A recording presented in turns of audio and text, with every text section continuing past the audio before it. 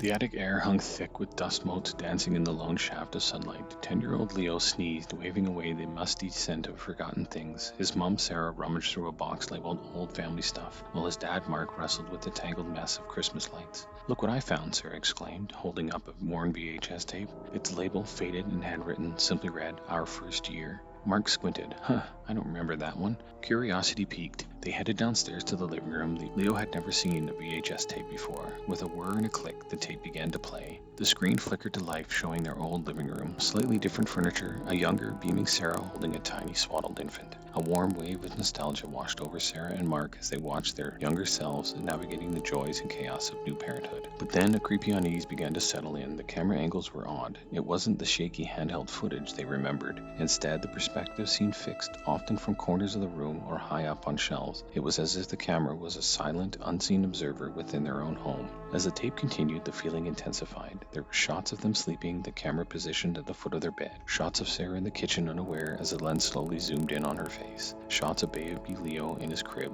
the camera hovering silently above him. Then came the truly disturbing part. A scene played of Mark leaving for work, locking the front door behind him. The camera positioned inside the living room remained fixed on the door. A few minutes later, the doorknob suddenly turned. Slowly, silently, the door creaked open a fraction of an inch. No one entered. The door remained ajar for a moment, then just as slowly closed again. Sarah gasped, clutching Mark's arm. The footage continued, showing Sarah alone in the house with baby Leo. The camera, now in the hallway, focused on Leo's closed nursery door. The door handle jiggled. It didn't open, but the distinct sound of the latch clicking echoed through the silent house on the tape.